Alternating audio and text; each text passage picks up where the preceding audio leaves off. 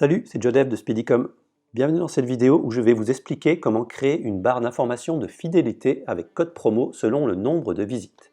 Donc c'est un peu long comme titre, mais en gros ça va vous permettre d'afficher un bandeau d'informations qui va apparaître à la première visite, la deuxième visite et la troisième visite de l'internaute. Attention, la première visite comptabilisée sur le nombre de jours. C'est-à-dire qu'on va mettre une valeur, par exemple un jour. Pendant un jour, ça va être comptabilisé comme une seule visite, peu importe s'il revient le soir, etc. Et lors du deuxième jour, à ce moment-là, on lui proposera une deuxième barre d'information, etc. pour le troisième jour. Vous trouverez dans la description le lien de la version écrite qui vous permettra de récupérer les différents codes nécessaires à la réalisation de ce tutoriel. Je vous conseille avant toute intervention de faire une copie de votre thème, je vous rappelle la procédure. On va sur le bouton Action, Dupliquer, comme ça en cas de souci on peut revenir facilement en arrière. Donc nous on va commencer, on va aller dans Action, Modifier le code, on va aller dans le dossier Snippet, on va cliquer sur Ajouter un nouveau snippet, et on va l'appeler, alors comment je l'ai appelé, hop, loyauty bar. Et on clique sur Créer un extrait. Donc c'est vide, c'est normal, on va prendre tout le code qui est ici. Jusque là, CTRL-C ou Command-C, et Command-C ou CTRL-V. Et on colle tout ici. Et on enregistre. Alors je vais vous montrer la zone que vous allez pouvoir administrer. C'est cette zone-là, jusque là, c'est marqué. Début de zone administrable, fin de zone administrable. Ici vous avez les options. Banner première visite, ça veut dire que lorsqu'un client vient pour la première fois sur votre boutique, on va lui afficher le premier bandeau. Vous pouvez dire oui ou non. Là, si le bandeau est affiché lors de sa deuxième visite, et ici lors de sa troisième visite. Donc vous mettez non, ou peu importe, à partir du moment où vous allez mettre oui, ça va s'afficher. Ici, la durée de vie du cookie en jours. Là, en fait, ça va être pendant toute sa navigation, par exemple, il vient à 8 h du matin, il revient sur votre site, on va lui proposer le bandeau, il revient sur votre site 2-3 heures après, même 24 heures, 23 heures après, il aura toujours la proposition du premier bandeau. Donc là, je vous conseille de laisser sur un jour. Et si par exemple il vient à 8 h et que le lendemain il vient à 8 h, 8h01, à ce moment-là, on lui affichera le deuxième bandeau, etc. pour le troisième jour.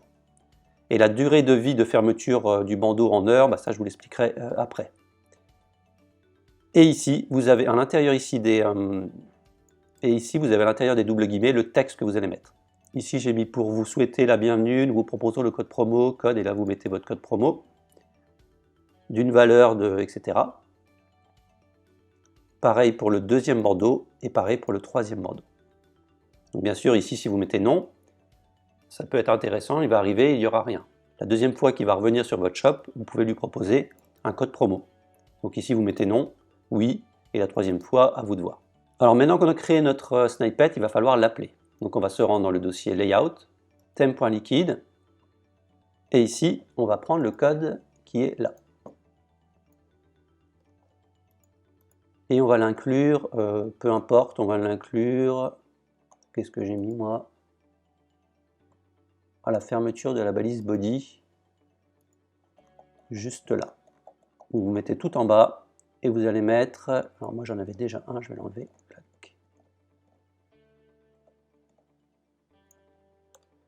Et je vais le mettre ici, juste avant la fermeture ici de la balise body. Et on enregistre. On rafraîchit la page. Et on voit qu'à la première visite, on a un petit bandeau ici. Pour vous souhaiter la bienvenue, nous vous proposons un code promo, code 10, d'une valeur de moins 10% sur votre premier achat. Donc là, on est bon. On quitte le site. On revient. Il est toujours là. Et comment tester tout ça et voir si ça fonctionne correctement? On va aller dans Afficher, Options pour les développeurs, Outils de développement. Une console va s'ouvrir, on va aller dans l'onglet Applications, dans Storage, Cookies. Donc ça fonctionne avec des cookies. On va se mettre ici sur le nom du shop, hop, et dans le filtre ici, on va taper Joe avec un underscore comme ça. Et vous voyez qu'on a deux valeurs. On voit la date et la première fois qu'il est venu sur la boutique. Et on voit qu'ici, nous sommes le hop, hop, hop, Nous sommes le 16 et la date de validité du cookie expire le 17 à 11h08, l'heure où je fais la vidéo. C'est-à-dire qu'on va lui proposer toujours le même bandeau pendant un jour, la valeur qu'on aura définie ici. Donc c'est assez compliqué, mais c'est assez puissant hein, comme système. Donc là, on est OK. Pour bien tester le système et ne pas attendre un jour, ici, vous allez pouvoir changer la valeur. Vous mettez ici, et là, vous allez mettre 16, donc le jour actuel. Donc là, forcément, l'heure est passée. Et là, on actualise. Qu'est-ce qui va se passer? Hop, on va vous proposer la deuxième barre d'information. Nous sommes ravis de vous revoir. Pour vous remercier de votre fidélité, nous vous proposons le code promo code 20 d'une valeur de moins 20% valable sur votre prochain achat. Donc là, on voit que ça fonctionne. Qu'est-ce qui s'est passé? On a incrémenté le compte visiteur et il est passé à 2. Ça veut dire que c'est la deuxième fois que le client vient. Bien sûr, il continue à naviguer. On voit que la valeur ne change pas parce que ça va être mémorisé pendant un jour. Donc la boucle repart. Donc là, pendant un jour, on va lui proposer le bandeau 2. Ensuite, pour voir le bandeau 3, ici, on va se mettre toujours hop, à 16. Hop, on réactualise et on peut voir qu'on nous propose le troisième code promo. Si on modifie également ça, on se met le 16 et qu'on actualise, on voit qu'ici, c'est comptabilisé à 4. À 4, on n'a plus rien. 4 et au-delà, on n'aura plus la barre d'information. J'espère que c'est clair pour vous. Moi, je vais me remettre sur... ici, je vais me remettre par exemple sur 2. J'actualise, je récupère ma barre d'information 2 et on peut voir qu'ici, on a une petite croix. La petite croix, en fait, ça vous permet de fermer. La petite croix permet à l'internaute de fermer la barre. Et elle sera fermée pendant combien de temps? Pendant la valeur qu'on aura définie ici. Durée de vie de fermeture du bandeau en heure. Donc pendant 1 heure, il ne le verra plus. Pourquoi? Parce qu'au niveau du cookie, cette fois, on a une troisième valeur qui s'appelle Visitor Banner Hide, qui est à 1. Si jamais on le supprime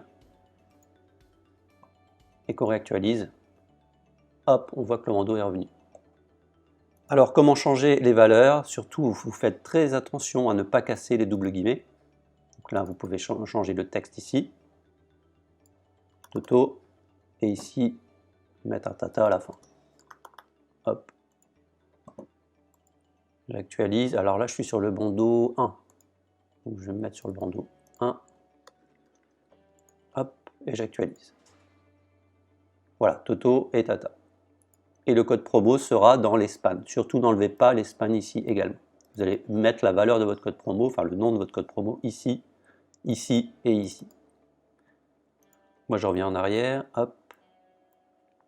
J'enregistre et on va faire un test où je ne le veux pas la première fois que j'arrive et je le veux seulement la deuxième fois. Et là, je mets non. J'actualise. Je vide tous mes cookies et j'actualise la page.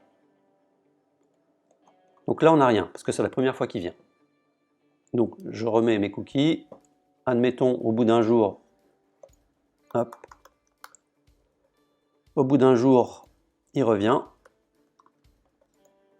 Bim, on va lui proposer le deuxième barre d'information, qui est là. Il revient le troisième jour. C'est bon, il a eu son code promo, il est content, il a acheté.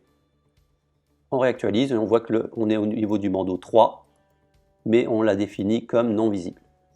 Alors voilà, j'espère que c'est pas trop compliqué pour vous, c'est vraiment très puissant. Là, je suis allé assez loin au niveau du codage pour vous proposer quelque chose de qualitatif qui est du même niveau qu'une application en gros.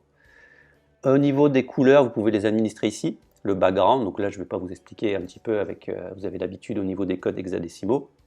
Vous mettez votre code ici, la couleur du texte. Ici, vous avez la couleur de la bordure. Est-ce qu'on a une bordure? Je vais me remettre sur le 2. J'actualise. Ah oui, c'est la couleur de la bordure ici qui est là, blanche. Donc si on veut vraiment faire le test, on peut très bien mettre ici un noir, degré de noir, ici un noir. Et on reste sur blanc et on actualise. Et on voit qu'à ce niveau-là, on a bien modifié nos couleurs. Bon là, on ne le voit pas parce que c'est la même couleur que le fond. Clac. Et voilà.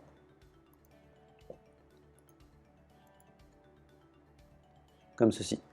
Une chose très importante également, vous voyez qu'ici je fais le test sur un my.shopify.com. Il faut savoir que les tests comme ça en temps réel ne vont pas fonctionner. Là je suis en train de le faire, c'est OK. Ça va rester quelques jours, mais Shopify va les vider automatiquement.